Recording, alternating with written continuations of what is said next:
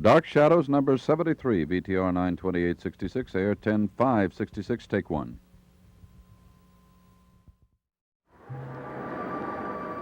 My name is Victoria Winters.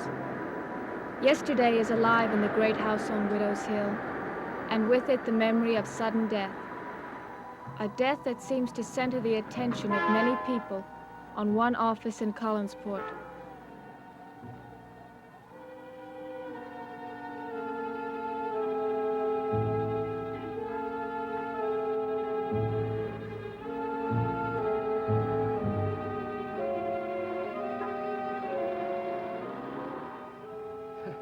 Him too?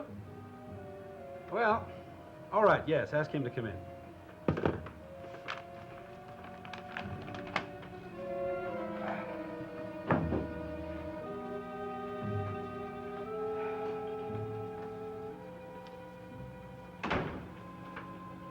Hello, George. I hope I'm not disturbing you. Me? Oh, I haven't got a thing in the world to do right now, Sam. And there's nothing I'd rather do than spend a few minutes with my good friend Sam Evans. Sit down. Make yourself comfortable. Well, I haven't got much time. Just passing by. Well, you have time to have a cup of coffee. Well, I don't want to bother you. Like I said, I was just passing by. That is what you said, isn't it? Yeah. And here I've been sitting here wondering why you were so late. Me? Yes, I began to worry about you, Sam. I thought maybe you were sick or had to leave town or some foolishness like that. I've got no reason to leave town. Well, I didn't say you did, but the thought occurred to me when you didn't show up. See, I've been sitting here waiting for you to just be passing by and dropping in since 9 o'clock this morning. Be right back. Just want to get this report on its way.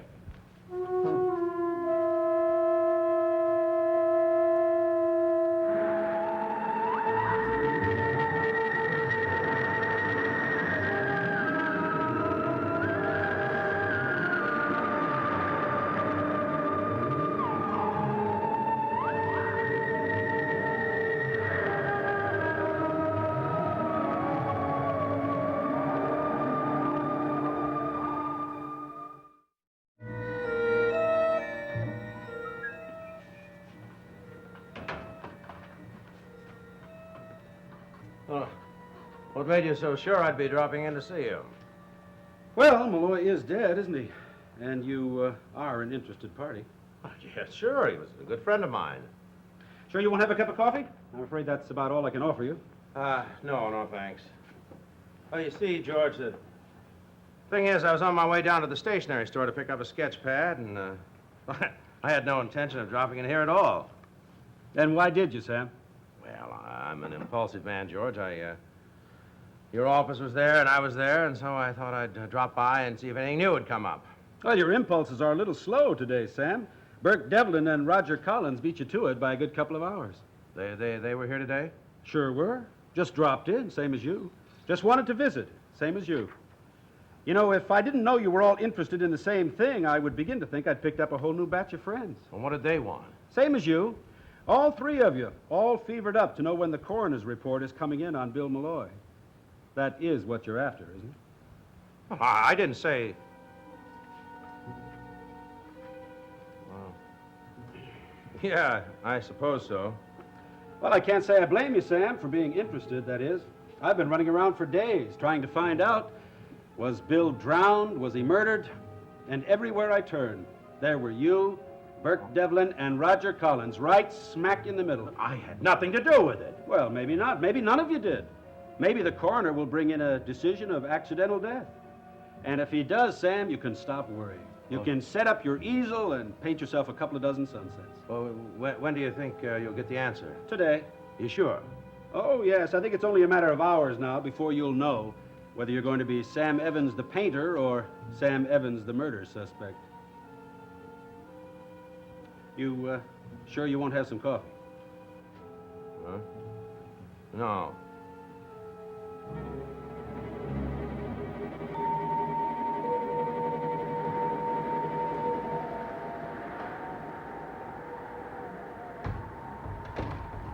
David, Yes, Elizabeth? come in here for a minute, please. Yes.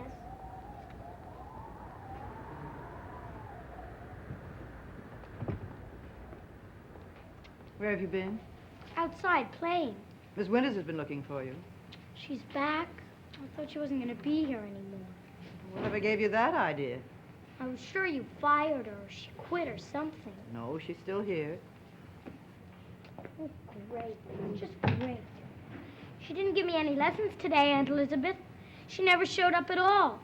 I know all about that, David. Your father took her to the cannery. I thought she quit.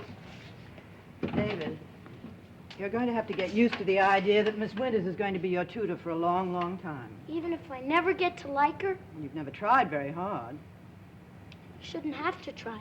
Either you like somebody or you don't like them. Well, it isn't as simple as that, particularly if you're a little boy who finds it difficult to like anybody. But I like you. That's only one person. I like Mr. Devlin. That makes two. I don't think I like the company you're putting me in. Why do you hate him so much, Aunt Elizabeth? I don't hate Mr. Devlin. He told me to call him Burke. It's difficult to explain, David. There's so many things you wouldn't understand. I'll bet it's about Mr. Malloy. David, why don't you go upstairs and tell Miss Winters you're back? See? You're treating me like a kid, and Burke wouldn't do that. Oh? What would he do? If I asked him about Mr. Malloy, he'd tell me. He'd even tell me if the sheriff found out who killed him yet. Mr. Malloy wasn't killed. He drowned accidentally. But Burke doesn't think he just drowned. I don't really care what Burke thinks. Burke would tell me. He'd tell me anything. That's why I really like him. David, you don't know anything about him. He's my friend. If I told you he wasn't to be trusted, would that make any difference? No, because I wouldn't believe you. All right, David, that's enough. I'll bet that's what you told the sheriff. But you even told him that Burke killed Mr. Malloy. David, go to your room. Well, it's not true. I don't care what you think. Burke's my friend, and he didn't kill anyone.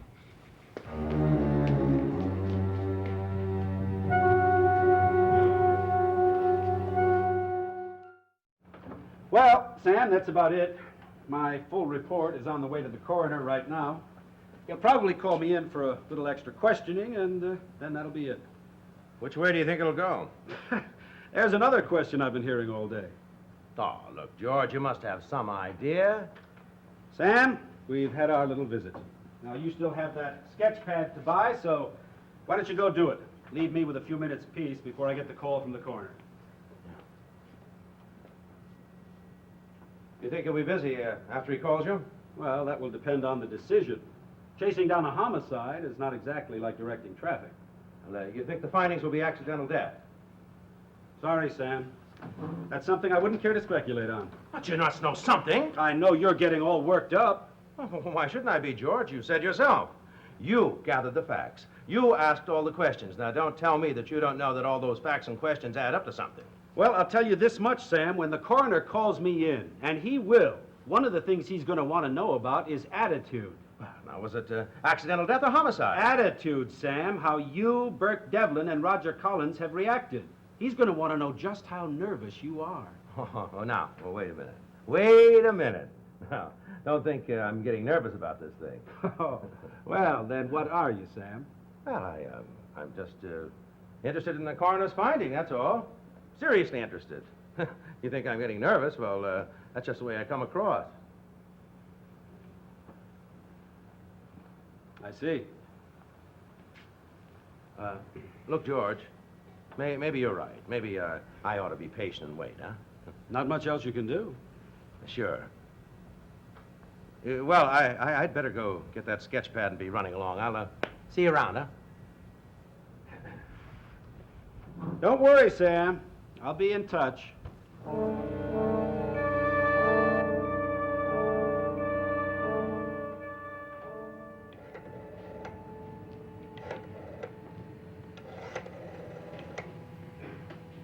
Hello, is this the hotel? Could I speak to Mr. Devlin, please? Oh. All right.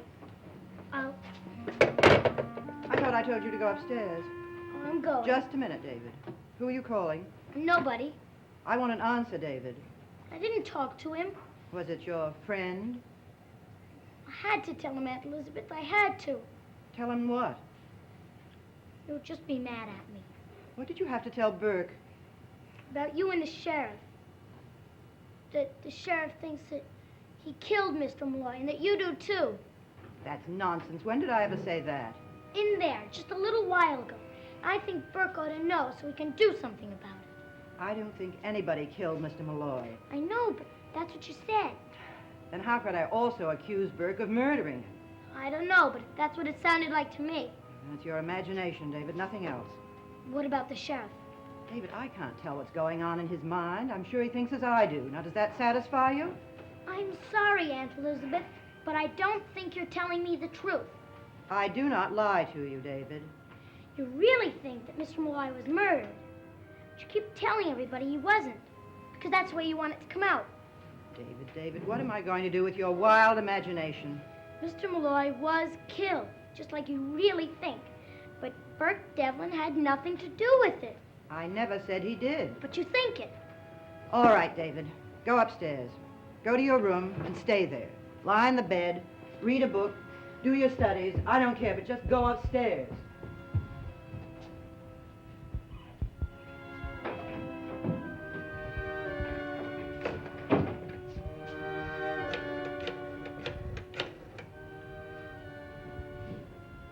Hello, is the sheriff there? This is Mrs. Stoddard. I wanted to speak to him to find out when he expected to receive the coroner's findings. Oh, I see. Well, how long ago was he called in? Yes, I understand. Then the final decision should come quite soon. Thank you very much. Goodbye.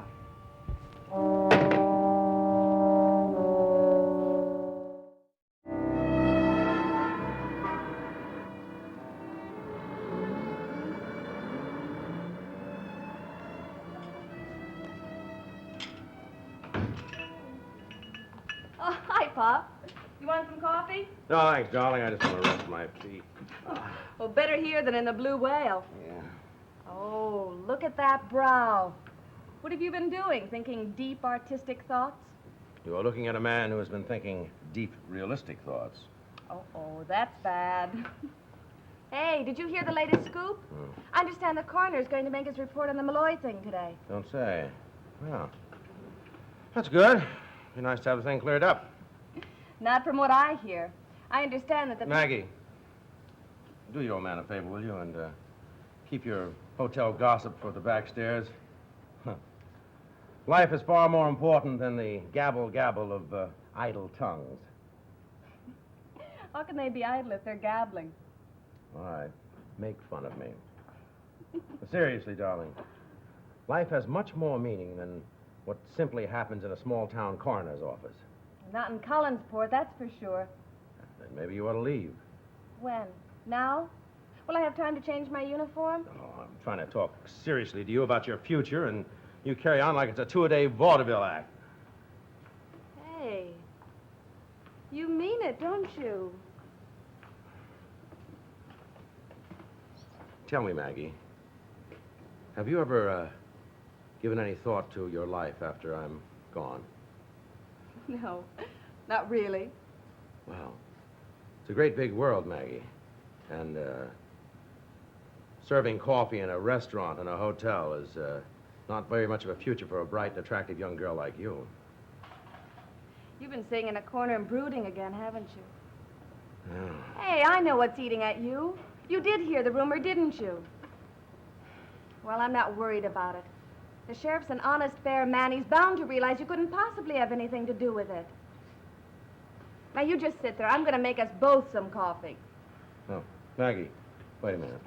What rumor is this? About the decision from the coroner.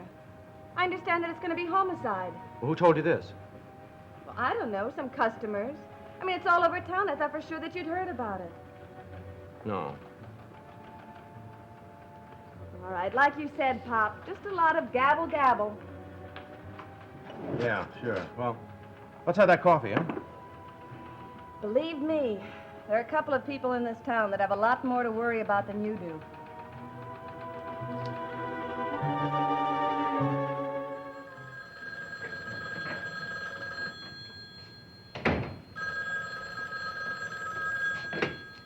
Hello?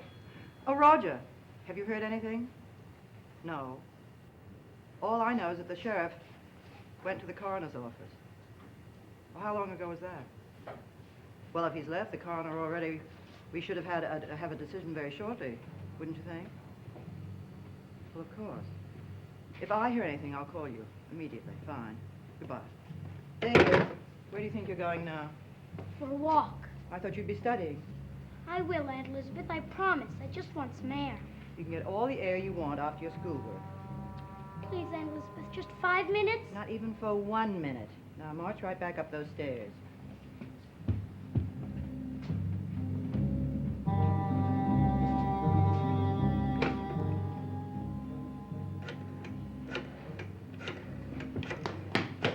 David? David, where are you going? David, come back here. David! David!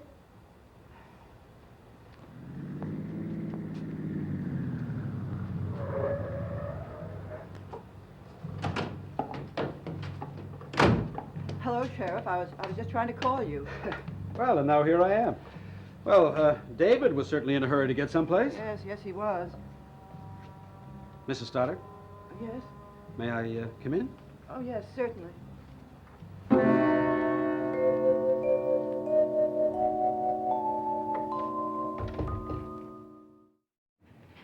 Yeah, that's right, Harry. I'm up at Collinwood. Yes, I came right here from the coroner's office. Yeah, just what you and I thought he would. Well, I'll probably be here about 15 minutes or so, all right? In case anything comes up? Right. Sorry, Mrs. Stoddard. I just like to let the office know where I am in case anyone wants to borrow a cup of sugar. I just heard you say you'd come directly here from the coroner's office. Is that true? Yes, ma'am. Has the coroner reached a decision? Mrs. Stoddard, I know how close you and Bill Malloy were. I mean, I know that he was not just the manager of your fishing fleet and cannery, but that you were real old friends. Now, what I'm doing is not strictly regulation, but, well, I figured there was just no harm in coming directly to the person who would be most interested in what happened to Bill. Then the matter is settled. Mrs. Stoddard, if Bill was murdered, you would want the person who did it, the guilty person, apprehended and punished, wouldn't you? No matter who he was? Yes, of course. But you wouldn't want innocent people hounded and bothered if there was no need to, no matter how the facts appeared to you. No, of course not. Well, I'm glad to hear that, Mrs. Stoddard, and I hope the rest of the people in this town feel that way. Because I'd like to close the file on this case right now and just forget it ever happened. Then the coroner doesn't think it was homicide. No, ma'am. Accidental death due to drowning. Then it's over. Yes, ma'am. It's over.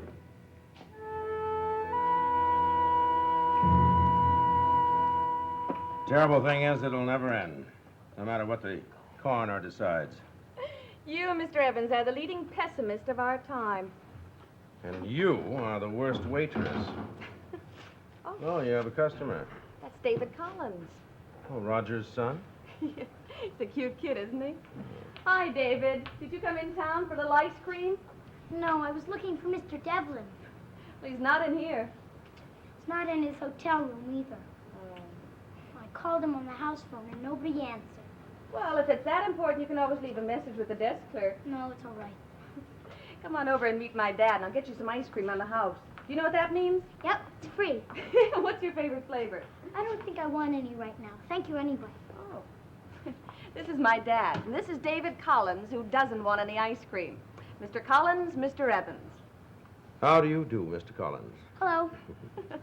Okay, David, up on the chair. Whether you like it or not, you're going to get a super-duper sundae. Sit down, son. May I call you David? Sure. David, did anyone ever tell you that you have a great smile? No. Well, you have, and I'd love to paint it someday. Are you an artist, Mr. Evans? Am I an artist? Son, I can take a raging storm and turn it into something beautiful. I can take a buttercup and breathe eternal life into it. Gee, you must be a genius. Well, not quite. How's your father these days? Oh, do you know him? Well, in a manner of speaking. How is he? He's all right, I guess. Huh? I think I have to be going. Hey, not so fast. What about your ice cream? I don't think I have time. Thank you. Glad to meet you, Mr. Evans. The pleasure was all mine.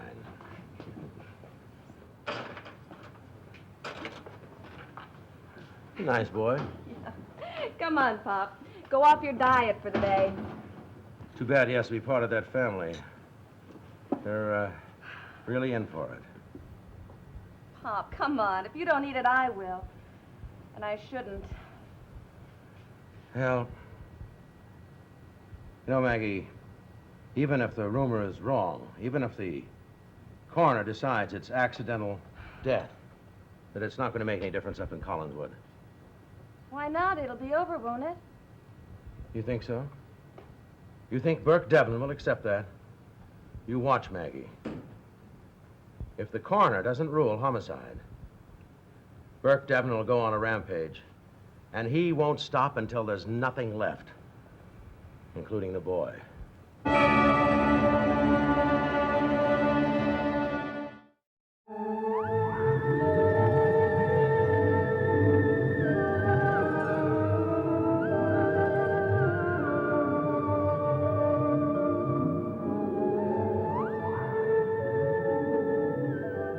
In the rugged mountains of Austria, Peter Murphy and Eva Wainwright risked their lives to aid a priest in his flight for freedom on The Man Who Never Was, in color tonight on ABC.